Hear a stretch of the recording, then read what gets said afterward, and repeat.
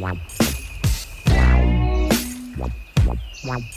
not let the thumbnail fool you. This video is not whether or not the sunjoe dethatcher and scarifier works, because clearly by all this debris, it does. This video is whether or not this machine is still valuable to the average homeowner.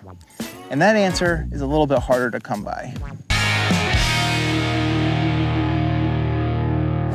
What's going on, everybody? Chuck here, and I hope that you are having a fantastic day today.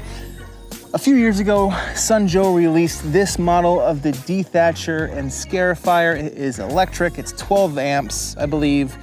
And I've had this model now for a year. I had another model, which actually I broke. We'll talk about that in a little bit. So this is my second model, or second time owning this machine. And now brand new on the sunjoe website, you can find this for $160. On Amazon, they have them listed for $130. People are price gouging these things.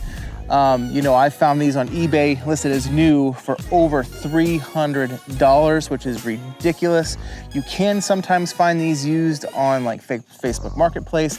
Like this version here, I bought last fall. Someone was selling it for $70. They said it was only used once based on the condition and stuff like that. I think that's probably true. They didn't have an overly large yard, so I bought this used for $70. The one that I purchased a couple years ago that I broke, I bought that one for $110 brand new. So the prices have definitely gone up. This is a very popular model in the home equipment market. I don't know what you want to call it, but it is very popular, along with like Greenworks sells one. Works, WRX has their version. There's several versions, companies that make a home version of the Dethatcher and Scarifier. Is this thing still worth it today? Let's talk about that.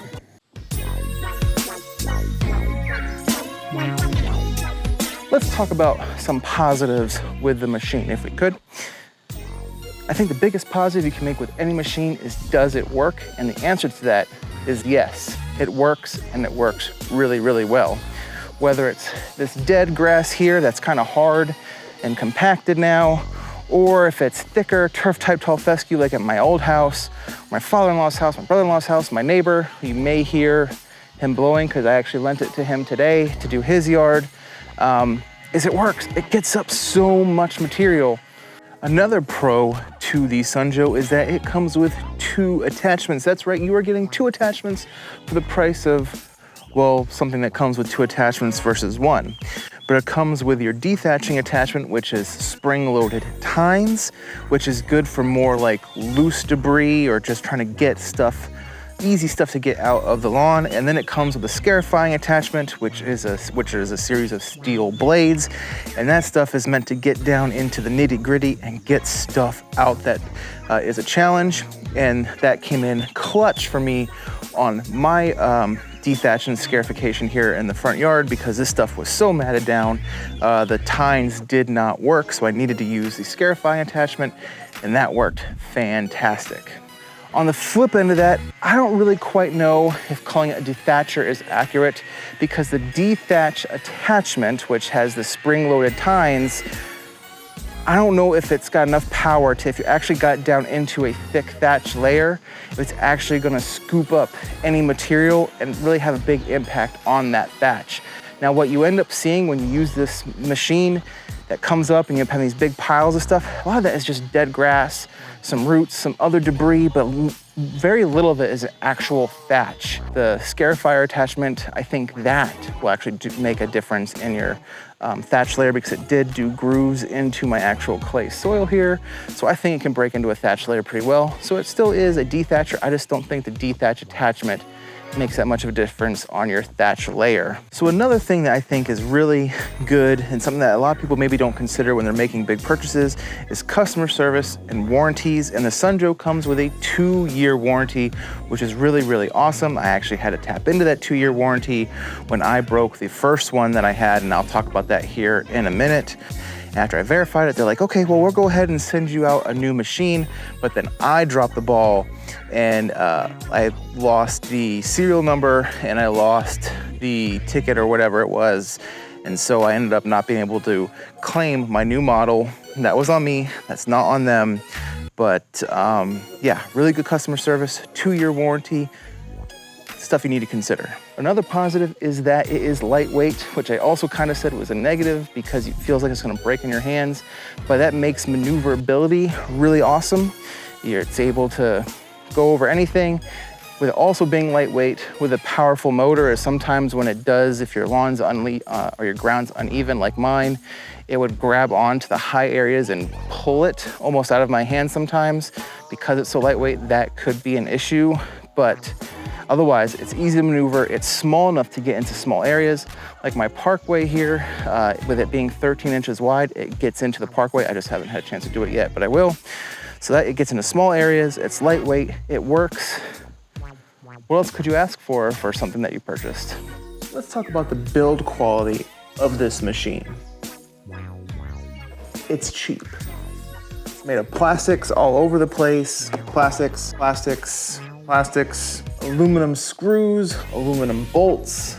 It's cheap, but they made it that way to keep it lightweight, which is good for the average homeowner, easy to maneuver, easy to store. But that does come with that concern that sort of sits in the back of your head, like, is it gonna fall apart in my hands while I'm using it?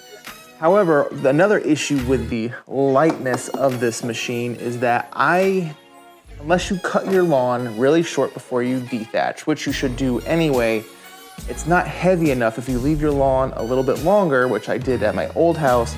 I didn't mow that lawn short enough. So it really didn't get down into the thatch layer, which a dethatcher is supposed to do. So it kind of still got up a bunch of stuff, but it didn't actually dethatch the lawn. If anything else, it was just a power rake, which it did really well on it. Another thing is, with everything sort of being sort of aluminum or cheaper metals, I have stripped the gear assembly on this machine. I did it on my lawn, my father-in-law's lawn, and my brother-in-law borrowed it for his lawn. And then when I tried to use it on my backyard later that fall, the tines, the actual assembly never spun anymore. You could hear the motor running, but nothing was spinning, and that's because it had stripped on the inside. So a lot of that is probably user error as well. You're not supposed to really crank this thing to its lowest setting and go to town. Just try to find that good area where it can still freely spin and get up stuff and operate freely versus like really trying to dig at the ground and pull up stuff. So it's a bit user error on that and a bit of the fault that it is, not using the greatest parts. But when you're paying $160 for a dethatcher, or if you bought a actual like professional grade model, those are going over $1,000. You kind of get what you get. Another con or negative, if you want to call it that, is that you cannot replace the tines on the sunjoe. The Greenworks you can. If the steel spring-loaded tines break on the Greenworks, you can replace those tines individually as they break. You don't need to replace all of them at once. On the sunjoe, you have to buy a whole new assembly, or at least on my version. I don't know if the updated ones have changed that at all. But that definitely is a con, because then you gotta buy a whole new assembly, which is more expensive than just replacing the tines as you need to replace them, because they're not all gonna wear at the same time. So definitely something to think about. Something else you may wanna consider when purchasing the sunjoe or a similar machine is your total lawn space. I have about 2,000 square feet of total space in my front yard. At my old house, I had 3,500 square feet, and that seems to be the butter zone for this machine. The sunjoe is 13 inches wide. If you're pushing 5,000 square feet, if you don't mind being out there for a little while longer to get the job done, then that's completely up to you, because it's not a labor-intensive process, it's just time-consuming. So the more lawn space you have, the longer it's gonna take, but to each their own. It's just something for you to consider. To answer the question, is this sunjoe Dethatcher and Scarifier still a valuable tool as of September of 2021? It depends. And this is not a cop-out, I'm gonna explain it here right now. It depends on what you're able to purchase this for. New, like I said, on the sunjoe website, it's $160, and I feel like that's high for what it is. Now, it does come with that 2-year warranty, which is really nice. They are really responsible, great customer service. Never had an issue with their customer service. So there are good reasons why it, just justify spending $160. But because I bought this just a couple years ago for under $120, $160 seems a bit steep for me. Anything more than that, move on, skip ahead, find a different company that makes one, or just find another way to dethatch your lawn because it's not worth it for more than $160. If you find it on the used market for under $90, scoop that bad boy up in a heartbeat because I do think it's worth it at that price, depending on how used it is. Because this thing does have some durability issues, I don't think it's made with the best materials. You really need to do that research. How often have they used it? Did they use it correctly, or did they really put it through the ringer to get the job done? Find that stuff out, but if you find it for under $90 on the used market, scoop that up because I think it's an awesome buy at that price. This thing clearly works. It does a fantastic job, but it is not worth spending a bunch of money on that you can use to buy some good fertilizer, good grass seed, a different tool, or something else.